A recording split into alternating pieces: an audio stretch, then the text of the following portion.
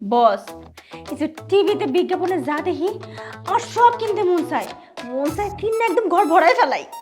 দেখ, কোনো বড় লোকের নাতিকে বিয়ে করতে পারিস কিনা, তাহলে সব ইচ্ছে পূরণ হবে। রিক্সাওয়ালারা তো লটারি পায়, কোটিপতি হয়, এমন কোনো পোলা পাইলে না বিয়ে করে ফেলামো। ও ভাইজান, এখন থেকে যদি কোনো লটারির খবর পান আমারে কইেন, আমি কিনুম। ওর কোটিপতি হওয়ার শখ জেগেছে। বলো। ভাইজান, আপনাদের এই মুখটা শুকনা শুকনা লাগতেছে, কিছু খাইবেন? দুটো টোস্ট এনে দেই, চা দিয়ে ভিজায় খান। না, তুই যা। আচ্ছা। মিস্টার হাজবেন্ড, তোমার ডান হাতটা দাও তো। ডান হাত? ডান হাত দিয়ে কি করতে? শুকে দেখ। তোমার মা হাত ধোয়ার জন্য যে সাবানটা ব্যবহার করে সেটার গন্ধটা আমার মনে আছে। আমি সেখানে যাইনি।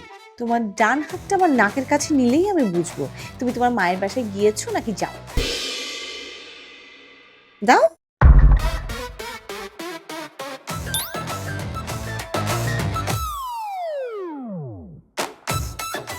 না, তোমার মায়ের বাড়িতে তো হাত ধোয়ার সাবানের গন্ধ এমন না, তাহলে তোমার ফিরতে দেরি হলো কেন?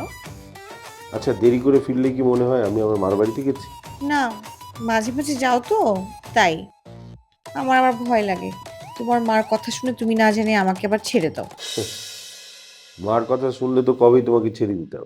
সেজন্যই তো তোমাকে আমি এত লাভ করি। তুমি আমার হার্ট, তুমি আমার লিভার, তুমি আমার কিডনি, তুমি আমার ওভারি, তুমি আমার সব কিছু।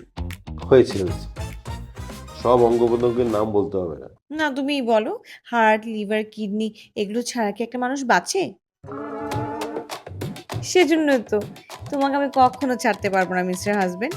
তুমি বলো, তুমি আমাকে কখনো ছেড়ে যাবে না? বলেছি তো ছাড়বো না। আচ্ছা, এই কথা কতবার বলতে হয়? কিছু কিছু কথা হাজবেন্ডদের সবসময় তাদের ওয়াইফকে বলতে হয়। যেমন, তোমাকে আমি অনেক লাভ করি, তুমি দেখতে অনেক সুন্দর, বাকি মেয়েগুলো পেতনির মতো। আমার টাকা পয়সা সম্পত্তি সব তোমার, তোমাকে ছাড়া আমি এক সেকেন্ডও বাঁচতে পারবো না।